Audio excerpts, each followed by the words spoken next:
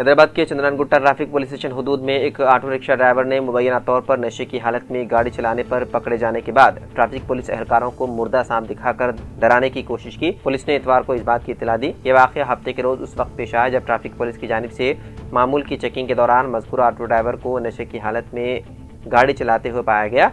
Police के मुताबिक जांच के दौरान ऑटो ड्राइवर ने अचानक एक मुर्दा सांप निकालकर पुलिस एहलकारों को डराने और धमकाने की कोशिश की, जिससे मौके पर कुछ देर के लिए अफरा तफरी की सूरत हाल पैदा हो गई। पुलिस ने फौरी तौर पर कार्रवाई करते हुए ड्राइवर को काबू में ले लिया और उसके खिलाफ नशे की हालत में गाड़ी चलाने और पुलिस एहलकारों को धमकाने के इल्जाम के तहत मुकदमा दर्ज कर लिया गया। पुलिस अहदेदारों के मुताबिक मामले की मजीद तहकीकात जारी है।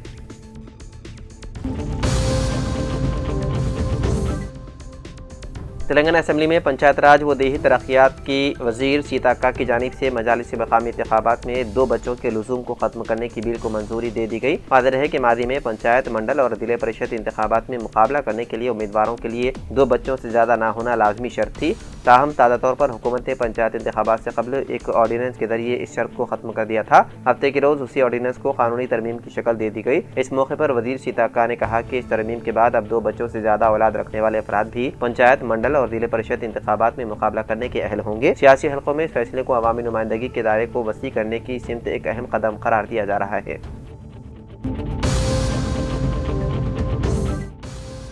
हैदराबाद के काकतिया विद्या निकेतन हाई स्कूल में फिरक़े वाराना गुफ्तगू, बच्चों की सलामती को लाहक खतरात और तालीमी फैसलों पर अमल न होने के खिलाफ वालिदैन ने शदीद तशवीश का इजहार करते हुए डिस्ट्रिक्ट एजुकेशन ऑफिसर से फौरी मुदाखलत का मुतालबा किया। इस सिलसिले में सरपरस्तों ने DEO को एक याददाश्त भी पेश की। वालिदैन का इल्जाम है कि स्कूल कम्युनिटी के बाद अफराद तलबा और सरपरस्तों को पाकिस्तानी और तुर्कुल्लू जैसे तौहीन अमेज अल्फाज से मुखातिब कर रहे हैं और नातजुर्बेकार असातिज़ा जानवरों की तरह मासूम बच्चों की बुरी तरह पिटाई भी की गई, जिसके नतीजे में कई बच्चे हॉस्पिटल से हुए हैं, जो आईनी इक़दार और तालीमी ज़ाब्तों की सरीह खिलाफ वर्जी है।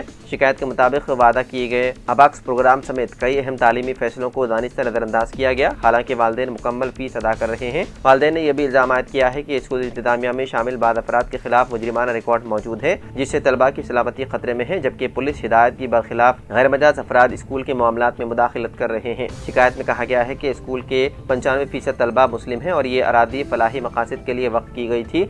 उसके बावजूद फिरक़े वाराना माहौल पैदा किया जा रहा है। वालिदैन ने UDISE में गलत इंदराजात और माली बेज़ाब्तगियों की जांच का भी मुतालबा किया। वालिदैन ने वाज़ेह तौर पर इंतबाह दिया है कि अगर फौरी तौर पर नाहल व मुतनाज़िया अनासिर को हटाकर तजुर्बेकार कमेटी को जिम्मेदारी न दी गई तो फीस की अदायगी रोकने पर मजबूर होंगे।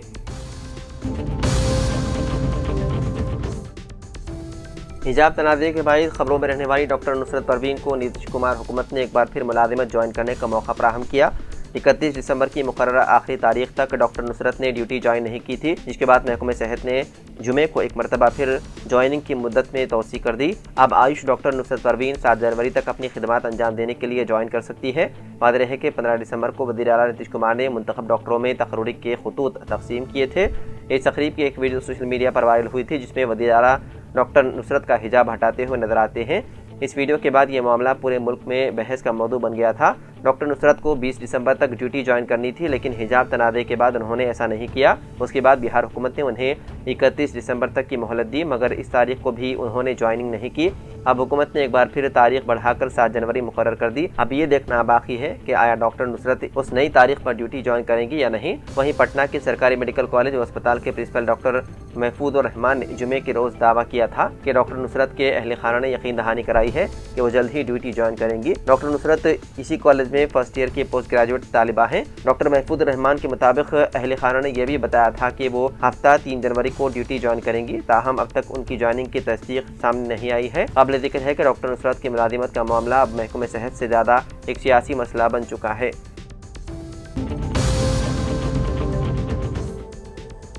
तेलंगाना के जगतियाल जिले के इब्राहिमपट्टनम मंडल पुलिस स्टेशन हदूद में इतवार की सुबह एक खौफनाक सड़क हादसा पेश आया। जख्मियों की फराहम करदा मालूमात के मुताबिक जगतियाल जिले के मिटपल्ली मंडल के मेडीपल्ली गांव के मदाफात में एक RTC बस और ताबेर कार के दरमियान शदीद तसादुम हुआ। हादसे में जख्मी होने वाले अफराद जगतियाल जिले के कोरटला शहर के बालाजी नगर के रहने वाले बताए गए हैं, जो कर्नाटक के गानुगापुर दत्तात्रेय स्वामी मंदिर के दर्शन के बाद वापस कोरटला लौट रहे थे। इतलात के मुताबिक हैदराबाद की जानिब जा रही मिटपल्ली डिपो की Telangana state road transport corporation की किराए की बस ने मेडीपल्ली गली के मदाफात में भास्कर हड्डियों के दवाखाने के करीब क्रॉसिंग पर सामने से आ रही एक कार को टक्कर दे दी।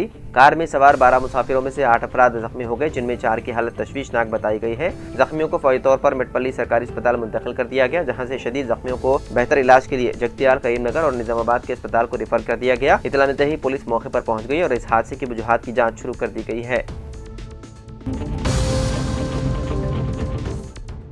एक खातून ने अपने 2 बच्चों को टैंकबंड पर सेलफोन में वीडियो गेम लगाकर बिठाया और हुसैन सागर झील में छलांग लगाकर खुदकुशी कर ली। पुलिस राय के मुताबिक पहाड़ी शरीफ इलाके की रहने वाली 29 साल वसंता को 2 बच्चे बताए गए हैं। 7 साल नंदू और 3.5 साल चेरी।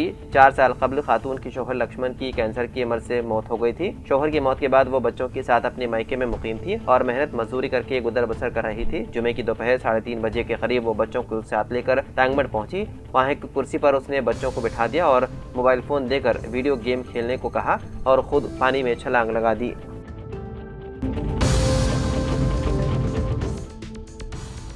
बीआरएस के deputy floor leader T Srinivas Yadav ने जीएचएमसी की मनमानी तकसीम की मुखालिफत करके वज़ीर आला रेवंत रेड्डी को चैलेंज किया। उन्होंने कहा कि अगर हिम्मत है तो हैदराबाद का नाम तब्दील करके दिखाएं।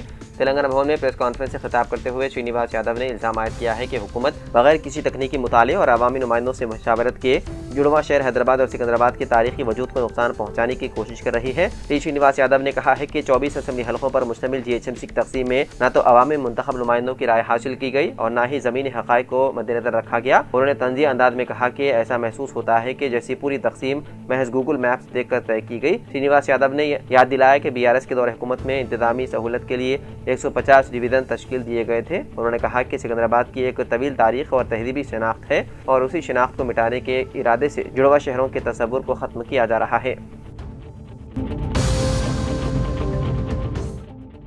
रियासत तेलंगाना में बल्दियाती इंतखाबात के इनेकाद के लिए तैयारियां उरूज पर पहुंच चुकी है। बावसूख ज़राए से पता चला है कि बल्दियाती इंतखाबात के लिए 11 से 20 जनवरी के दरमियान नोटिफिकेशन जारी किए जाने का कवी इम्कान है। इस सिलसिले में हुकूमत तेलंगाना और तेलंगाना स्टेट इलेक्शन कमीशन ने इंतखाबी इंतजामात और तैयारियों का आगाज़ कर दिया। हुकूमत ने रियासत भर में 117 बल्दियाती इदारों में इंतखाबात मुनक़िद कराने का फैसला किया है, जिनकी मियाद मुकम्मल हो चुकी है। इलेक्शन कमीशन इस हवाले से पहले ही उसूली फैसला कर चुके हैं। इलेक्शन कमीशन की जानिब से 1 जनवरी को मुस्वदा वोटर लिस्ट जारी की गई थी, जबकि 10 जनवरी को हतमी वोटर लिस्ट जारी करने का इम्कान है, जिसके बाद 11 जनवरी को इंतखाबी नोटिफिकेशन जारी किया जा सकता है। ताहम अगर संक्रांति त्यौहार और तातीलात के बाइस इसमें ताख़ीर होती है तो नोटिफिकेशन 20 जनवरी को जारी किए जाने का इम्कान जाहिर किया जा रहा है।